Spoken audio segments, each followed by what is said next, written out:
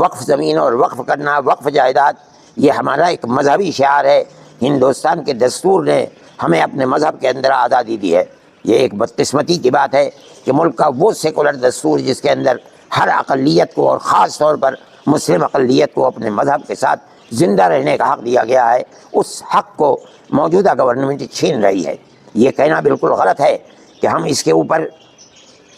دست درازی نہیں کر رہے ہیں، بلکہ ہم اس کے نظم و انتظام کے لیے جو کمیٹیاں بنا رہے ہیں اس کے اندر مسلمان اور ہندو سب کو رکھ رہے ہیں۔ کیوں رکھ رہے ہیں آپ؟ جو ہمارے مذہب کا مسئلہ ہے، ہم اپنے مذہب کے مسئلے کو خود نمٹیں گے۔ آپ کو بنانا ہے، آپ نے وقف بورڈ بنا دیا، اس وقف بورڈ کے اندر جو چیئرمین ہوگا وہ مسلمان ہوگا۔ آپ ایک وقف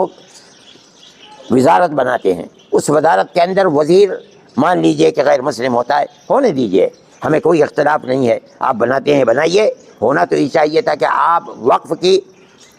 منسٹری بھی کسی مسلمان کو دیتے، لیکن نہیں دیتے۔ چلیے، لیکن وقف بورڈ کے اندر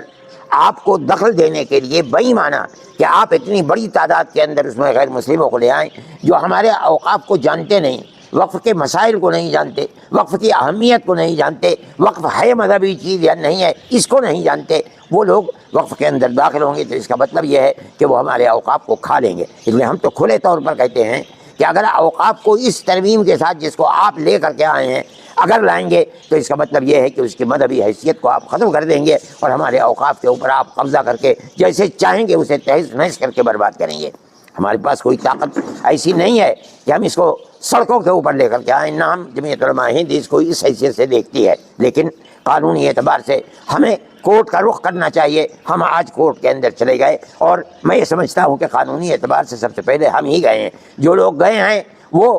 قانون کو قانون بننے سے پہلے گئے ہیں، ہو سکتا ہے انہیں پھر دوبارہ جانا پڑے، لیکن سب سے پہلے جمعیت علماء ہند اس مسئلے کے اندر گئی ہے، اور ہم جہاں تک لڑ سکتے ہیں قانونی اعتبار سے ہم لڑتے رہیں گے، لڑیں گے۔ ہمیں اس چیز سے بڑی خوشی ہے کہ اپوزیشن نے بہت کھل کر ہمارا ساتھ دیا ہے، اور خاص طریقے پر کانگریس نے، جس نے در حقیقت اس دستور کو بنانے کے اندر بنیادی کردار ہمارے ساتھ مل کر بنایا ہے۔ اس لیے ہم خوش ہیں، اور ہم یہ سمجھتے ہیں کہ آج نہیں تو کل، اور کل نہیں تو پرسوں، آج جو پارٹیاں اس بل کے خلاف ہیں، کل کو اگر اقتدار کے اندر وہ پارٹیاں آئیں گی تو آج جو صورتحال انہوں نے پارلیمنٹ کے اندر کی ہے اس کے مطابق پارلیمنٹ کے اندر وہ آئیں گے اور ہمیں ہمارا حق دیں گے۔ میں اس بات کے ساتھ اپنی اس بات کو عوام تک پہنچانا چاہتا ہوں کہ ہم